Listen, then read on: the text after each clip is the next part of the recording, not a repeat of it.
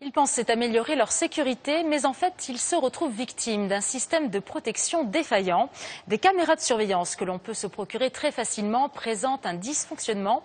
Les images filmées chez vous peuvent être consultées très facilement sur Internet et par n'importe qui. Victoire Toyon et Alexis Jacquet ont enquêté. Chez lui, dans son entrée, une petite caméra de surveillance dont il peut visionner les images à distance depuis son ordinateur pour repérer d'éventuels cambrioleurs. La solution de sécurité idéale pour cet ingénieur informaticien. Mais hier, par hasard, il s'aperçoit que depuis des mois sur Internet, n'importe qui peut accéder très facilement aux images de son domicile. On voit les gens qui rentrent, on voit les gens qui sortent, on voit quand je suis là, on voit quand je suis pas là.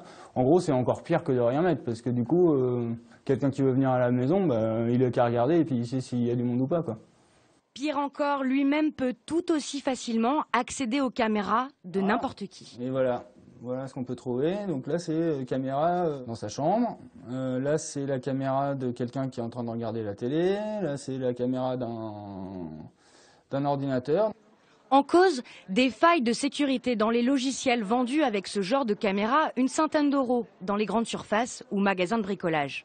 Une autre société de surveillance a le même problème depuis 1 an et ne parvient pas à le résoudre.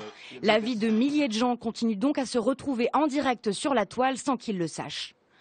Pour ce spécialiste d'Internet, c'est tout le paradoxe de notre besoin de sécurité. Et pareil, c'est en direct.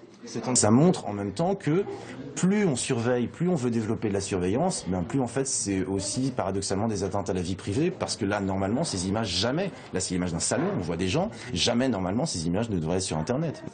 Pour l'instant, on ne sait pas quelles entreprises de caméras de surveillance, ni combien de gens sont concernés par ces failles de sécurité.